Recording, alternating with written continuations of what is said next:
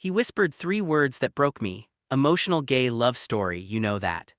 Feeling when you're standing at the edge of something that could either save you or destroy you. When one decision, one moment, one person could rewrite your entire story. That's where I was the night Marcus Chen moved into my apartment. I thought I was just getting a roommate. I had no idea I was inviting in the person who would teach me what it really means to be seen. This is the story of how my straight roommate, sleeping with his door open, his shirt off, his guard down, became the person I couldn't imagine my life without. But getting there, that was the hardest, most beautiful journey I've ever taken. My name is Jamie Sullivan, I'm 26 and this is my truth. The rejection email from the gallery arrived on a Tuesday afternoon. The same day my landlord increased my rent by $400. I stared at my laptop screen in my cramped studio apartment in Brooklyn, watching the cursor blink like a taunting heartbeat. We regret to inform you that your portfolio does not align with our current exhibition needs. Translation: your art isn't good enough. Your dreams aren't good enough, you aren't good enough. I'd heard it before, every queer artist trying to make it in New York had heard some version of it. But this time, with rent due in 2 weeks and my savings account gasping its last breath, the words hit different. I needed a miracle, or at least a cheaper apartment. That's when I saw Marcus's reply to my Craigslist ad. Hey, I'm Marcus, 27, software engineer, just moved to NYC for work. Clean, quiet, respectful of space. I work long hours, so I'm barely home, looking for something ASF. When can I see the place? His message was refreshingly normal. No weird vibes, no red flags. I'd been dreading the roommate search, scrolling through responses from people who seemed like they collected toenail clippings or thought hygiene was a suggestion. Marcus seemed safe, I replied immediately, and we arranged to meet the next day. When Marcus arrived at my apartment, well, what would become our apartment, I wasn't prepared for the way he'd filled the doorway. He was tall, maybe 62, with broad shoulders that stretched his navy blue Henley in a way that seemed almost unfair. His black hair was slightly messy, like he'd been running his hands through it, and when he smiled, his whole face transformed. Jamie, he asked, extending a hand. His grip was warm and firm. Thanks for meeting me on short notice. Of course, I managed, stepping aside to let him in. Come on in, it's not much, but it's perfect, he interrupted, looking around the space with genuine appreciation in his dark brown eyes. Way better than the last 3 places I saw. One guy was literally smoking inside during the viewing. I laughed despite my nerves. Yeah, the bar is pretty low out there. As I showed him around the small kitchen with its vintage tiles I'd fallen in love with, the narrow hallway, the bedroom that would be his, I found myself sneaking glances at him. There was something disarming about Marcus. He asked questions about the neighborhood, nodded thoughtfully when I explained the quirks of the old building, and didn't seem bothered by the slightly cramped quarters. So what brings you to New York? I asked as we returned to the living room, which doubled as my bedroom and art studio. Job opportunity I couldn't pass up, he said, then noticed the canvases stacked against the wall. Wait, are these yours? He moved closer to examine my work, a series of paintings exploring queer identity through abstract representations of the body, color, and light. My heart hammered. This was always the moment of truth with straight guys. Would he get weird, make some uncomfortable joke, pretend not to notice the obvious themes? But Marcus just studied them silently, his expression thoughtful. These are incredible, he finally said, and something in his voice told me he meant it. The way you use color, it's like you're painting emotions instead of just images. I blinked, surprised. That's exactly what I'm trying to do. He turned to me with that transformative smile again. You're really talented, Jamie. No awkwardness, no performative allyship. Just genuine appreciation. I felt something loosen in my chest, a tension I hadn't realized I was carrying. So, about the room, I said, trying to refocus. Rent would be, I'll take it. He interrupted again. If you'll have me as a roommate, I mean, I can move in this weekend. Marcus moved in on Saturday with surprisingly few belongings for someone starting a new life in a new city. 2 Suitcases, a few boxes of books, his laptop, and a photograph in a simple frame. Him with an older Asian couple I assumed were his parents, all of them beaming at the camera, traveling light. I observed as we carried the last box up the stairs. Fresh start, he said with a shrug that seemed to carry more weight than his casual tone suggested. LFT a lot behind in Seattle.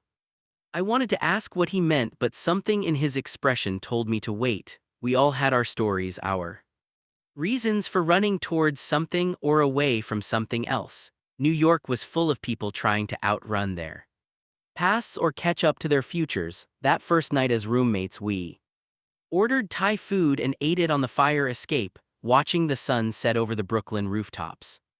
Marcus talked about his new job at a fintech startup, the pressure and excitement of it. I told him about my art, my dreams of a solo exhibition, the constant hustle of freelance graphic design to pay the bills. What's it like, he asked suddenly, being an artist in New York? Terrifying and magical, I said honestly. Some days I feel like I'm exactly where I'm supposed to be, other days I feel like a fraud, pretending to belong in a city that eats people like me for breakfast. People like you, queer artists trying to make it without trust funds or connections. Or I gestured vaguely at myself.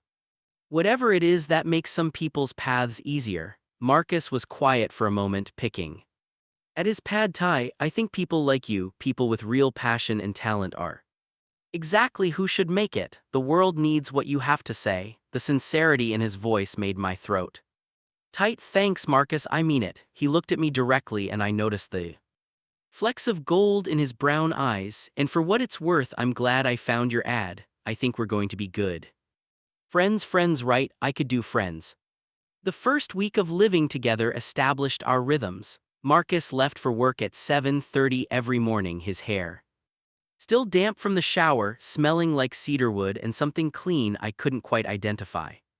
He'd grab a coffee and a banana, call out a cheerful goodbye, and disappear into the city. I'd spend my mornings doing freelance work, my afternoons painting when inspiration struck. Marcus usually returned around 7, sometimes later, always apologizing for disturbing me, even though he never did. We'd share dinner a few times a week, swapping stories about our days, laughing at the absurdities of city life. He was easy to live with, considerate, clean, thoughtful about shared spaces. He'd leave notes on the fridge, bought more coffee, that brand you like, and never complained when my painting sessions went late into the night with music playing softly in the background. But there was something else, something I tried desperately to ignore. Marcus slept with his door open, not just cracked open, fully open, and he slept like he was posing for some kind of Renaissance painting, sprawled on his back, one arm thrown over his head, wearing nothing but gray boxer briefs that left very little to the imagination. His chest rose and fell with each breath, the muscles of his stomach catching the light from the street lamp outside his window. The first time I saw him like that, I froze on my way to the bathroom at 2:00. In the morning, my mouth went dry, my heart performed acrobatics. I forced myself to look away, to keep walking, to not be that creepy roommate who stares. But it kept happening. Every night his door opened, his body on display like a test of my willpower. Insanity, I told myself it meant nothing. Straight guys were often comfortable in their bodies, unaware of how they affected the people around them. Marcus probably grew up with brothers or spent years in locker rooms, completely desensitized to casual nudity. It wasn't for me, it wasn't about me. Still, I started taking melatonin to fall asleep faster, desperate to avoid those late-night bathroom trips that had become exercises in restraint. 3 weeks into our arrangement, on a humid Friday night in late June, everything shifted. I was working on a new painting, an abstract piece exploring longing and distance, when Marcus came home earlier than usual. He looked exhausted, his tie loosened, his shirt wrinkled, shadows under his eyes. Rough day, I asked, setting down my brush. Rough week, he corrected, dropping onto the couch with a heavy sigh. The project I've been leading is falling apart. My boss is breathing down my neck, and I just found out my ex is engaged. The last part came out bitter and small, like he hadn't meant to say it at all. Oh, Marcus, I moved to sit beside him, close but not touching. I'm sorry, we broke up 6 months ago. I shouldn't care. He rubbed his face with both hands, but apparently I do, and I feel pathetic about it. You're not pathetic. Feelings don't follow timelines. He laughed without humor. She said I was too closed off, too afraid to really let her in. Maybe she was right. Or maybe you just weren't right for each other, I offered. That doesn't mean you're broken. He turned to look at me, and something in his expression made my breath catch. How are you so good at this, at saying exactly what someone needs to hear? Practice, I said softly. I've had plenty of experience with heartbreak, and self-doubt comes with the territory. Being gay, the question was gentle. Curious, not invasive, just open. Being human, I said, but yeah, being gay adds extra layers sometimes. When the world tells you you're different enough times, you start to internalize it, start to wonder if you deserve the same happiness other people get. Marcus's jaw tightened. That's you deserve everything, Jamie. The intensity of his words, the way he said my name, it did something to me, created a warmth in my chest that spread outward like watercolor bleeding into paper. So do you, I said. We sat there in silence, the space between us charged with something I didn't want to name. Finally, Marcus stood, stretched, and announced he was going to shower and go to bed early. Thanks for listening, he said. You're a good friend. There was that word again, friend, after he disappeared into the bathroom. I returned to my painting, but I couldn't focus. My mind kept replaying the conversation, the vulnerability in his voice, the way he'd looked at me like I was someone worth knowing. I was still painting an hour later when Marcus emerged from the bathroom, skin flushed from the hot water, wearing those gray boxer briefs and nothing else. He paused in the hallway, still working. He asked, "Can't sleep?" I admitted, "Want company?" It was a simple question, but it felt weighted with possibility. I nodded. Marcus grabbed 2 beers from the fridge and settled onto the couch, watching me paint. Usually I hated being observed while I worked. It made me self-conscious, clumsy, but with Marcus, it felt different, natural, like he belonged in this space, in this moment in my life. What's this one about? He asked after a while. I stepped back to look at the canvas, swirls of deep blue and gold, reaching toward each other but never quite touching. Wanting something you can't have, I said. Honestly, the ache of almost. Marcus was quiet for so long I thought he'd fallen asleep, but when I glanced over, he was staring at the painting with an expression I couldn't read, something between recognition and longing. Yeah, he finally whispered, I know that feeling. The summer heat arrived in New York like an unwelcome guest, turning the apartment into a sauna, despite our best efforts with fans and open windows.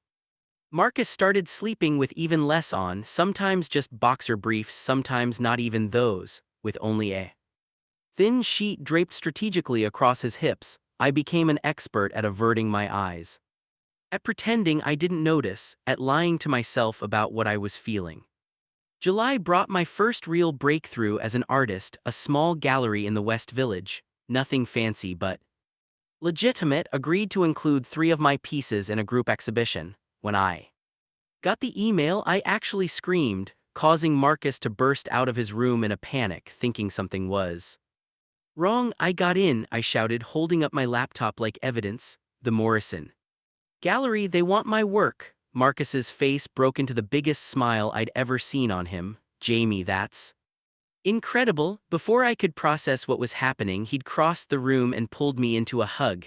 His body was warm and solid against mine. He smelled like sleep and that cedarwood scent I'd come to associate with home. For a moment I let myself sink into it, memorizing the feeling of his arms around me, the way my head fit perfectly against his shoulder. When we pulled apart, both of us seemed flustered. Sorry, he said quickly. I'm really happy for you. Don't apologize, I needed that. I smiled up at him, trying to ignore the way my heart was racing. Want to come to the opening? It's in 3 weeks. I wouldn't miss it, he said firmly. I'll be your official hype man. The exhibition preparation consumed me. I worked on my pieces obsessively, tweaking colors, adding layers, second-guessing every choice. Marcus would come home from work to find me covered in paint, stressed and spiraling. He developed a routine. He'd Order food, physically remove the brush from my hand and make me eat, then he'd ask about the work, really listening as I explained my artistic choices. His questions were insightful, thoughtful. He paid attention in a way that made me feel seen. One evening, about a week before the opening, I found him staring at the painting I'd done that night he'd told me about his ex, the one about wanting something you can't have. This is my favorite, he said without turning around. There's something about it that just gets me. I moved to stand beside him, studying the canvas with fresh eyes. Yeah, it's like he struggled for words, like they're so close to touching these two forces. You can feel the pull between them, but there's something stopping them. Fear maybe, or circumstances, and you've captured that tension perfectly, the almost of it all. His analysis was so accurate it made my chest ache. That's exactly it. Have you ever experienced it? He asked quietly. That kind of longing. The question hung between us. I could have lied, should have lied, but something about the vulnerability in his voice made me honest. Yes, I whispered, I'm experiencing it right now, actually. Marcus turned to look at me, his expression unreadable. Is it someone I know? My heart stopped. This was dangerous territory, but I couldn't seem to stop myself. What if it is? He held my gaze, and for a moment the air felt electric. I saw his throat move as he swallowed, saw the way his pupils dilated slightly, saw or thought I saw something shift in his expression. Then his phone rang, shattering the moment. His boss's name flashed on the screen. I have to, he started, of course. Take it, he answered and disappeared into his room, and I was left standing in front of my painting, wondering if I'd imagined the entire exchange. The night of the gallery opening, I was a mess of nerves. I changed outfits 4 times before settling on black jeans and a dark green shirt that my friend Priya had once said made my eyes look striking. I actually spent time on my hair instead of just letting it do whatever it wanted. When I emerged from the bathroom, Marcus was waiting by the door, and I nearly walked into the wall. He traded his usual tech bro uniform for dark slacks and a fitted white button-down with the sleeves rolled to his elbows. His hair was styled instead of just towel dried. He looked devastating. You look great, he said, and was it my imagination, or did his voice sound slightly strained? Thanks, so do you. The subway ride to the West Village was a special kind of torture. Pressed close together in the crowded car, Marcus's arm around my shoulders to steady us when the train lurched. I could feel the heat of his body, smell his cologne, and had to focus very hard on not doing something stupid like leaning into him and never letting go. At the gallery, Marcus transformed into the best hype man anyone could ask for. He charmed everyone he met, talking about my work with genuine enthusiasm and surprising insight. He'd clearly been paying attention during all those evenings when I'd rambled about artistic technique and vision. Your roommate is gorgeous, Priya whispered to me at one point, appearing at my elbow with champagne. Please tell me you've at least thought about it. He straight pry. I'm not sure about that, she nodded toward where Marcus was standing, and I followed her gaze. He was looking directly at me from across the room with an expression that made heat pool in my stomach. When our eyes met, he smiled. Soft and private, meant only for me. That's not how straight guys look at their male roommates, James, don't I said quickly. Don't give me hope about something that isn't real. But the seed was planted, and I couldn't stop thinking about it. Later that night, riding the high of several sold pieces and countless compliments, Marcus and I walked home instead of taking the subway. The city was alive around us. Summer night energy. Music spilling from open doors, the distant wail of sirens. Tonight was amazing, Marcus said, watching everyone react to your work. Seeing you in your element, Jamie, you were glowing. I couldn't have done it without you, I admitted. You've been so supportive these past few weeks, more than just a roommate. Is that what we are? He asked quietly. Just roommates. I stopped walking, forcing him to stop too. What? He turned to face me, and in the glow of the street lights I saw uncertainty in his expression, vulnerability I'd never seen before. I can't stop thinking about what you said, he continued, about experiencing that longing, about wanting something you can't have. My heart was hammering so hard I was sure he could hear it. Marcus, I need to tell you something. He ran a hand through his hair, messing up the styling. that night I told you about my ex. I lied, I mean she did get engaged, but that's not why I was upset, then. Why? Because I realized I wasn't heartbroken about losing her, I was relieved, and that relief scared me. Because it meant admitting something I've been running from for years. What are you saying? I barely breathe. The words, I'm saying that for the past 2 months I haven't been able to stop thinking about you. I'm saying that I sleep with my door open because some part of me hopes you'll look. I'm saying that every time you smile at me or talk about your art or just exist in the same space as me, I feel something I've never let myself feel before. The world seemed to stop spinning. But you're straight, he laughed, sharp and self-deprecating. Yeah, I told myself that story for 27 years, dated women, convinced myself what I felt for my college roommate was just admiration, ignored every sign that maybe I wasn't as straight as I pretended to be, and now I'm standing in front of someone extraordinary, someone who makes me want to stop running and start being honest. And I'm terrified, Jamie, terrified that if I reach for what I want, I'll lose the best friendship I've ever had. Tears burned behind my eyes. You won't lose me. How can you know that? Because I've been falling for you since the day you walked into my apartment and appreciated my art without flinching. Because I've been lying to myself just as much as you have. Because that painting about longing, it was about you, Marcus. It's all been about you. His breath caught. Really, instead of answering with words, I closed the distance between us and kissed him. For a heartbeat, he froze and I panicked, thinking I'd ruined everything. But then his hands came up to cut my face and he kissed me back with a desperation that matched my own. His lips were soft and warm, tasting like champagne and possibility. The kiss was tender and hungry all at once, months of tension finally finding release. When we pulled apart, both breathless, Marcus pressed his forehead against mine. I've never done this before, he whispered. Kissed a man in, I don't know what I'm doing, neither did I the first time. I assured him, we'll figure it out together. What if I'm not good at this? What if I can't give you what you need? I pulled back to look him in the eyes. Marcus, I don't need you to be perfect, I just need you to be honest, to try. Can you do that? He nodded slowly. Yeah, I can do that. We walked the rest of the way home hand in hand, and it felt like crossing into entirely new territory. Not just roommates anymore, not just friends, something more, something undefined and terrifying and beautiful. Back at the apartment, we stood in the middle of the living room, suddenly awkward. So Marcus said, so, I echoed. I want to do this right, he said firmly. I want to take you on actual dates, learn how to be a good boyfriend. Is that what we're calling this? The word sent warmth flooding through me. If you want to. I do. He stepped closer, tucking a strand of hair behind my ear in a gesture so tender it made my throat tight. But fair warning, I'm probably going to be terrible at this at first. I'm going to panic and overthink and maybe freak out occasionally. I can handle that, I promised. Can you handle me being occasionally neurotic about my art and self-worth? Already handle it daily. He teased and I laughed. One more thing, he said, suddenly serious. I'm not out to anyone. My family, my coworkers, they all think I'm straight. I'm going to need time to figure that out. I understand, I said, meaning it. Coming out was a personal journey, one that couldn't be rushed. We'll take this at whatever pace you need. Relief washed over his face. Thank you. He kissed me again, softer this time, a promise instead of a question. When we finally pulled apart, it was late and we both had responsibilities in the morning.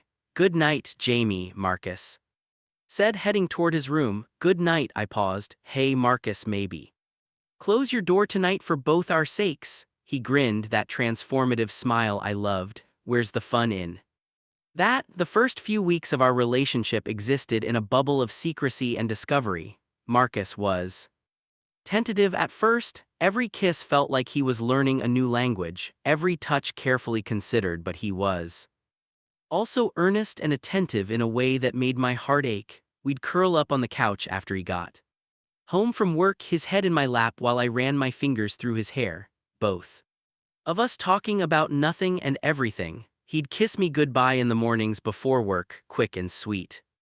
Like he was practicing. He'd leave notes on the fridge now that made me smile, thinking about you, can't wait to come Home, it was domestic and lovely and everything I'd ever wanted, but there were cracks forming, small fissures I tried to ignore. Marcus was still completely closeted at work when his coworkers asked about his dating life.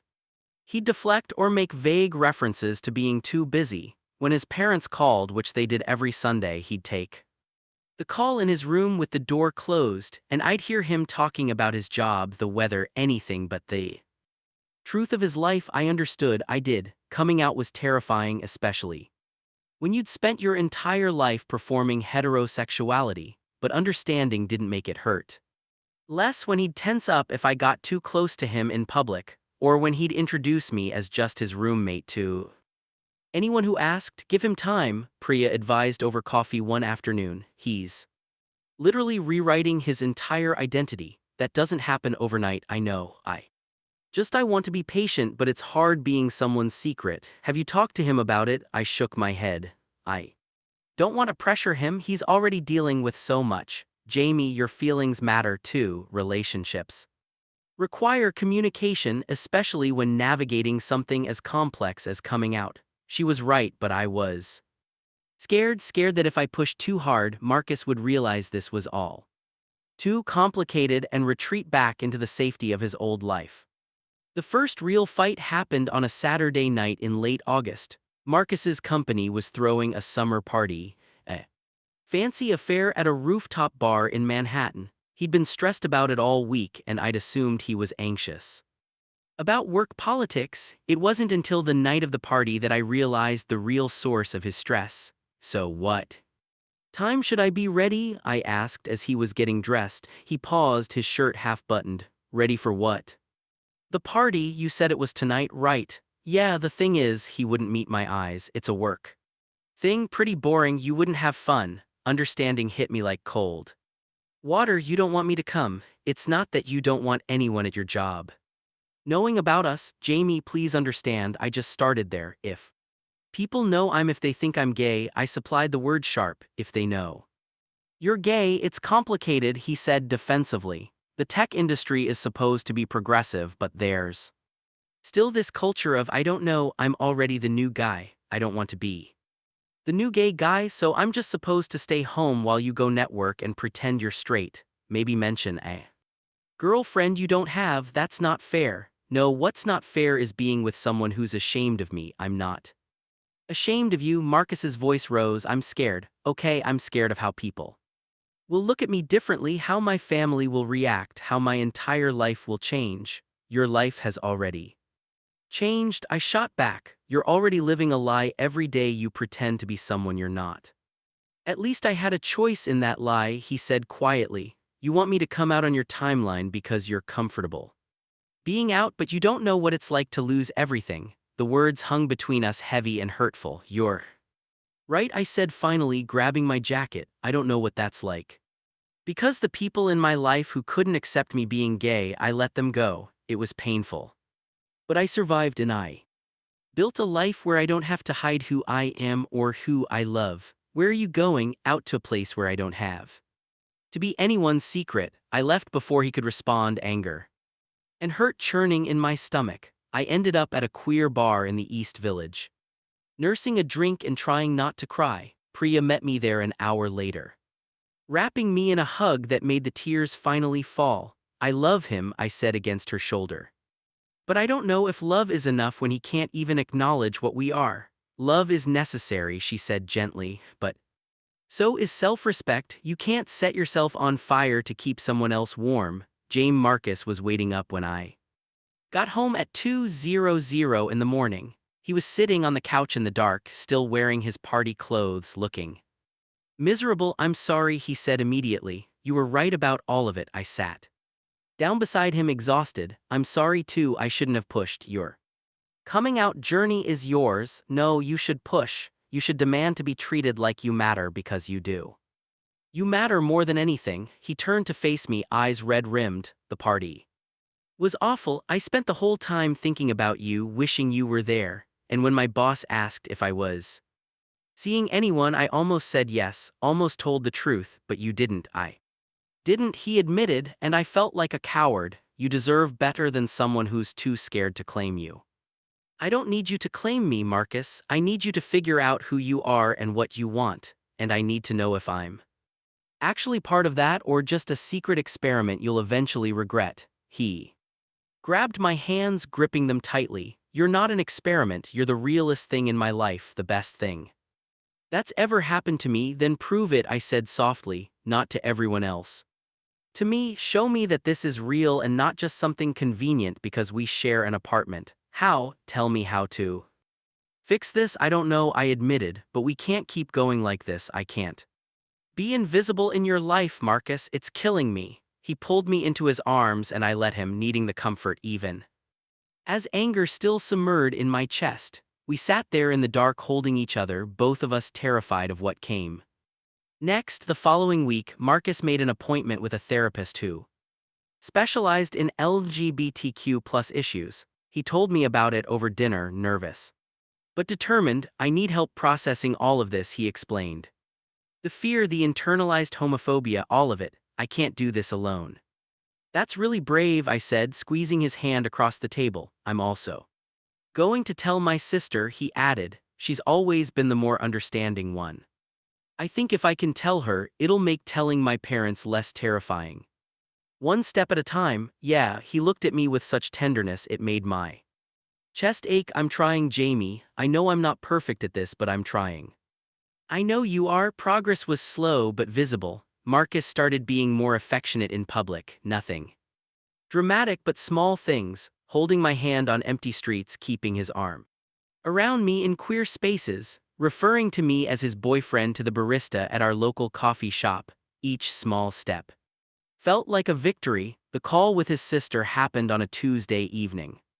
I gave Marcus privacy, going out for a walk to give him space. When I returned an hour later, I found him on the couch, tear-stained but smiling. How'd it go? I asked cautiously. She said she knew. He laughed wetly. Apparently I was obvious about being not straight in high school, but she was waiting for me to figure it out. She's happy for me, wants to meet you. Relief and joy flooded through me. Really, really, she lives in Boston, but she's planning to visit next month. He pulled me down onto the couch beside him. She also said I've been an idiot for not introducing her to you sooner, and that if I mess this up, she'll personally kick my ass. I like her already. Marcus kissed me then, deep and grateful and full of emotion. Thank you for being patient with me, for not giving up. I love you, I said, the words slipping out before I could stop them. He froze, eyes widening for a terrible moment. I thought I'd made a mistake, said it too soon, pushed too hard. Then his face crumpled and fresh tears spilled down his cheeks. You love me? Yes, I whispered. I love you, Marcus, even when it's hard, even when I'm frustrated. I love you. I love you too, he said, voice breaking. God, Jamie, I love you so much it scares me. I've never felt this way about anyone. We kissed like we were sealing a promise, and for the first time since we'd started this relationship, I felt like we were truly on the same page. Still figuring things out, still scared, but together in it. The real test came in September. Marcus's parents announced they were coming to visit, a surprise trip to see how their son was settling into New York. He had 3 days' notice and a complete meltdown. What am I supposed to do? He paced the apartment frantically. Hide everything. Ask you to pretend we're just roommates. They're going to sleep here, Jamie, in our home, our space. What do you want to do? I asked carefully. He stopped packing, running both hands through his hair. I want to tell them the truth. I'm terrified to tell them the truth. I want to introduce you as my boyfriend and have them accept it. I'm terrified they'll disown me. Those are all valid feelings. My dad is traditional Chinese immigrant, built his life on hard work and conformity. My mom follows his lead on everything. They have expectations for me, marriage to a nice woman, grandchildren, a normal life. And you think being gay makes you abnormal? That's what they'll think, he said miserably. I stood and took his hands, making him look at me. Marcus, I can't tell you what to do. If you need to keep this from them to protect yourself, I understand, but ask yourself, are you protecting yourself or are you protecting their comfort at the expense of your own truth? He closed his eyes. I don't know. Then we have 3 days to figure it out together. Those 3 days were intense, Marcus Therapist helped him work through his fears and develop a plan. His sister called multiple times, offering support and advice. I stayed as present as possible while also giving him space to process. The night before his parents arrived, Marcus made his decision. I'm going to tell them, he announced. Not right away, I'll let them settle in, maybe show them around the city first, but before they leave, I'm going to tell them about you, about us. Are you sure? No, he admitted, but I'm tired of being afraid, and you were right. I'm protecting their comfort instead of living my truth. I can't do that anymore. I won't. I'm proud of you, I said, meaning it with every fiber of my being. Stay with me when I tell them. I need you there. Of course. Marcus's parents arrived on Friday afternoon, his father stern and observant, his mother warm but cautious. They were polite to me, thanking me for taking care of their son and being a good roommate. The word stung, but I smiled and played my part. The first day was spent showing them tourist attractions: the Statue of Liberty, Central Park, Times Square. Marcus was tense the entire time, and I could see the weight of his secret pressing down on him. The second day, they visited his office and met his coworkers. I spent the day at Priya's, anxious and waiting for updates. They keep asking if I'm dating anyone, Marcus texted. Mom mentioned a coworker's daughter she wants to set me up with. This is torture. You can do this, I replied. I believe in you. The confrontation happened on Sunday morning, their last day in New York. We were all having breakfast, bagels from the corner deli that Marcus's mother had declared interesting, but not as good as homemade. The conversation was light, surface level, safe. Then Marcus's father asked the question that changed everything. So Marcus, your mother and I have been thinking, you're 27 now, settled in your career. It's time to think about marriage. We know some families with eligible daughters. Dad, I need to tell you something. Marcus's voice was steady, but his hands were shaking under the table. I reached over and squeezed his knee, offering silent support. His father frowned. What is it? Marcus took a deep breath. I'm not going to marry a woman. I'm not going to give you grandchildren the way you're imagining, because I'm gay, Dad. I'm gay and I'm in a relationship with James. The silence that followed was deafening. Marcus's mother's face went pale. His father's expression hardened into something cold and distant. This is a joke, his father said finally. A phase. You're confused. I'm not confused, Marcus said, voice stronger now. I've probably always known, but I was too scared to admit it, too worried about disappointing you. But I can't lie anymore. I love James. He's not just my roommate, he's my boyfriend, and I need you to accept that. We did not raise you to be like this, his father said, standing abruptly. We sacrificed everything to give you opportunities to build a good life, and this is how you repay us, by choosing to be. I didn't choose this, Marcus interrupted, standing to face his father. But I am choosing to be honest, to live authentically, and if you can't accept that, then you are not our son, his father said coldly. The words landed like a physical blow. Marcus flinched, and I saw his carefully constructed courage start to crumble.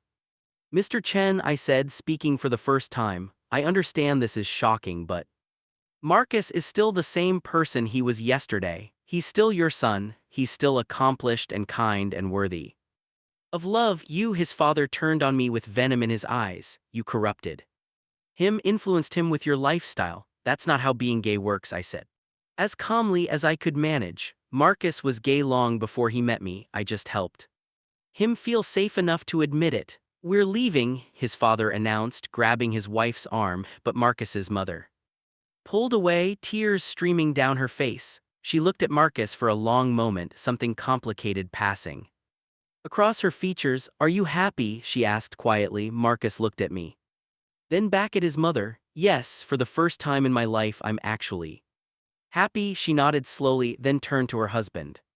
We're not leaving, not like this. He made his choice, his father said, and he's still our son. Sit down. It wasn't acceptance, not yet, but it was something, a crack in the wall.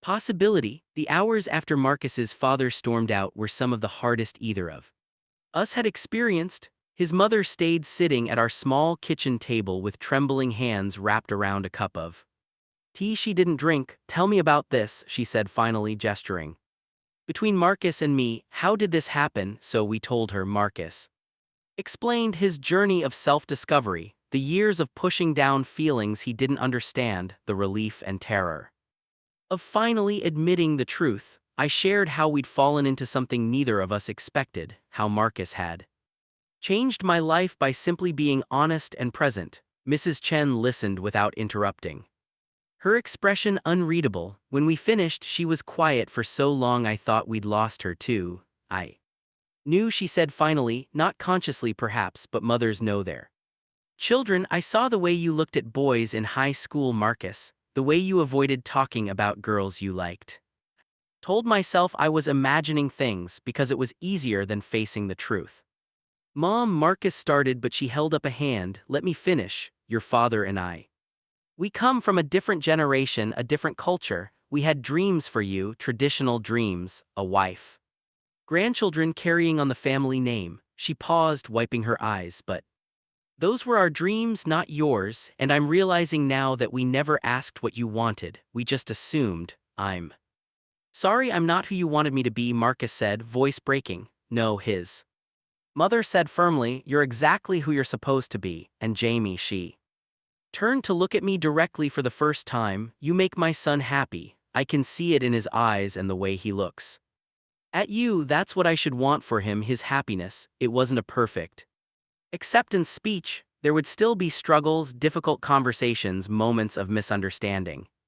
But it was a beginning. Marcus's father was a different story. He'd gone back to their hotel and refused to answer his wife's calls. When Mrs. Chen finally left that evening to try to talk to him, she hugged Marcus tightly and whispered something in Cantonese that made him start crying again. She said she loves me, he translated after she'd gone. No matter what. The following weeks were a roller coaster. Marcus' father maintained his silence, refusing to speak to his son despite his mother's efforts to mediate. Marcus threw himself into therapy, processing grief and guilt and anger at the rejection. I knew it might happen, he told me one night, curled up on the couch with his head on my chest, but knowing doesn't make it hurt less.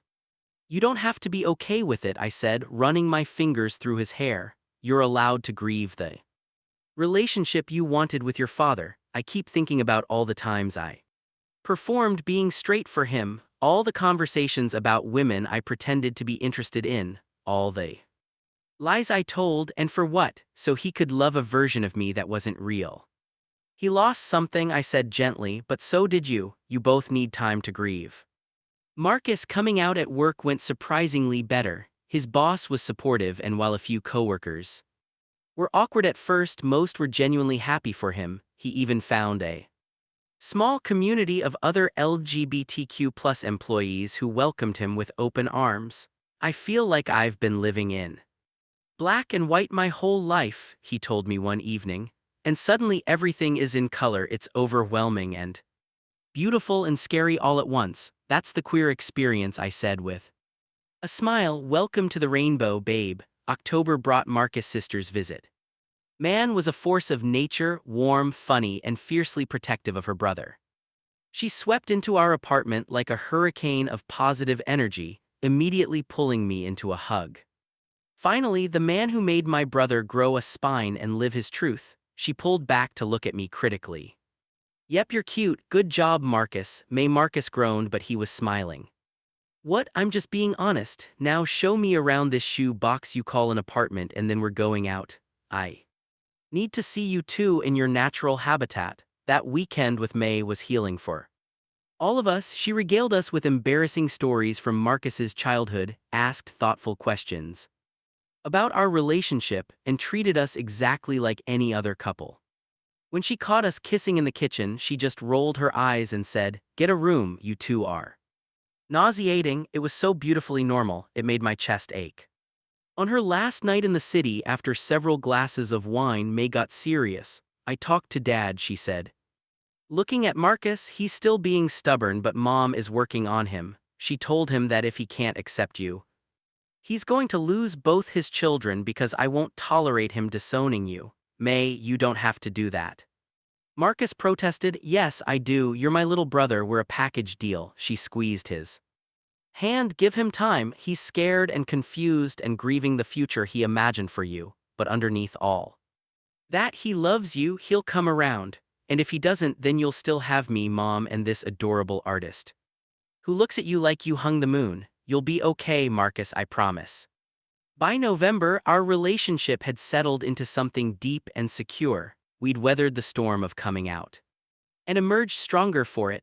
Marcus was more comfortable in his identity, more affectionate in public, more present in our relationship. My art was thriving too. The gallery exhibition had led to connections with collectors and other artists.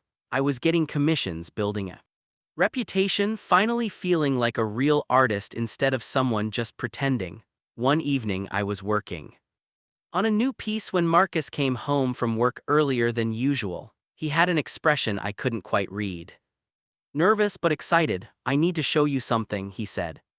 Pulling out his phone, he showed me an email from his father. Marcus, your mother has convinced me to attend family therapy with a counselor who specializes in LGBTQ plus family dynamics.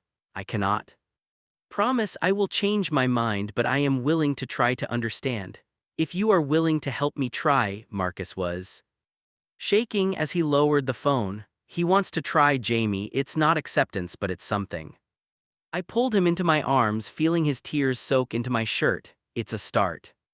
A really good start. I never thought he couldn't finish the sentence. Overcome with emotion. Over the following months, Marcus would attend those therapy sessions with his parents, sometimes together, sometimes separately. It was painful, messy work. There were setbacks and breakthroughs in equal measure. But slowly, incrementally, his father began to soften. By Christmas, when his parents invited us both to visit them in Seattle, I knew something fundamental had shifted.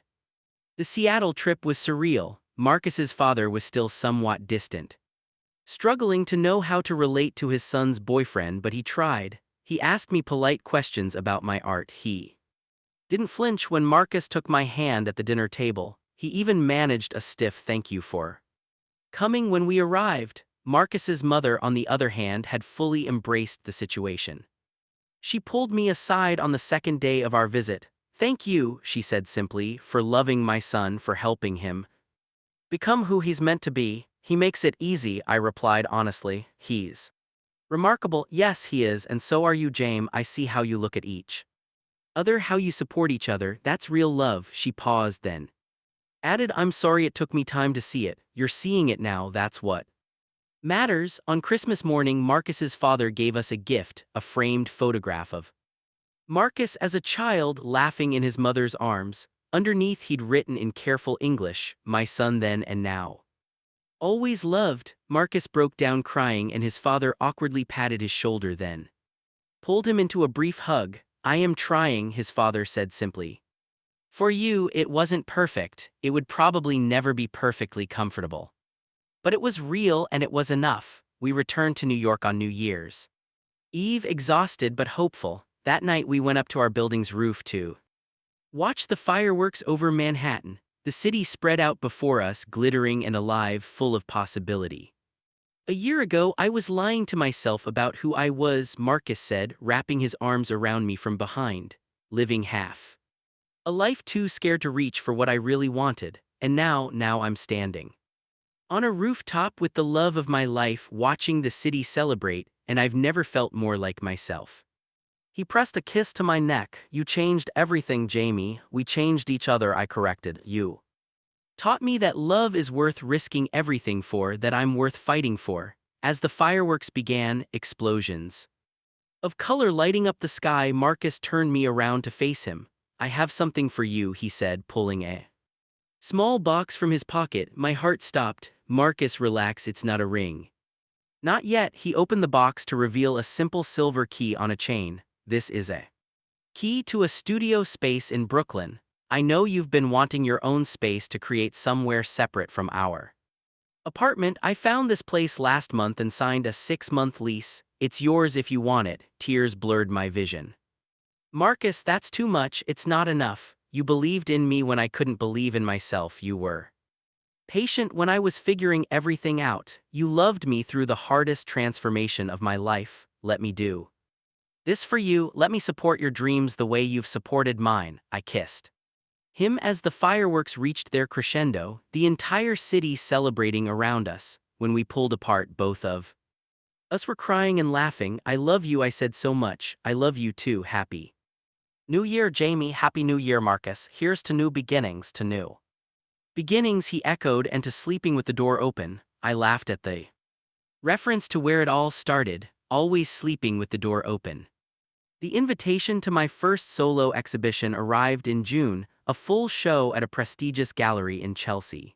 The theme was becoming, featuring paintings that explored transformation, identity, and love. The centerpiece was a large canvas titled The Opening, an abstract piece showing two figures finally touching after existing in that space of almost for so long. Marcus helped me hang every piece, offering opinions and encouragement. On opening night, he wore a dark blue suit that made my mouth go dry, and he introduced himself to everyone as James' boyfriend with zero hesitation.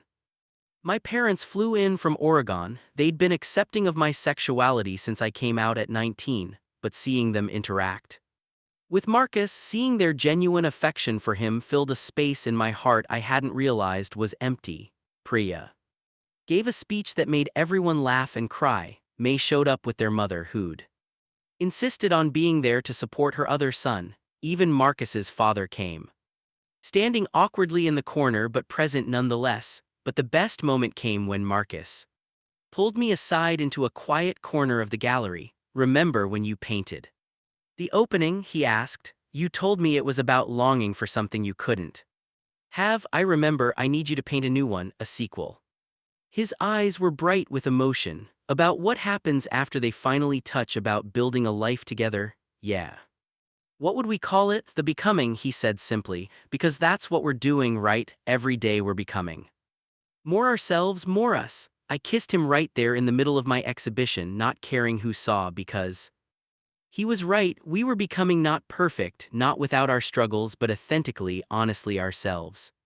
Later that night, back in our apartment, Marcus pulled me onto the couch. I've been thinking, he said, this lease is up in 2 months. We could find somewhere bigger, maybe a 2-bedroom one for us, one you could use as a home studio. Or, I said carefully, we could find a 1-bedroom. I have the external studio now. We don't need the extra space. 1-bedroom, he repeated, a smile spreading across his face. Our bedroom. Our bedroom, I confirmed. No more pretending to be roommates, no more separate spaces, just us building a life together. I loved the sound of that night. Marcus slept with the door open, but this time I was right there beside him. No more watching from the hallway, no more longing from a distance. We'd crossed into the beautiful territory of us, and there was nowhere else I'd rather be.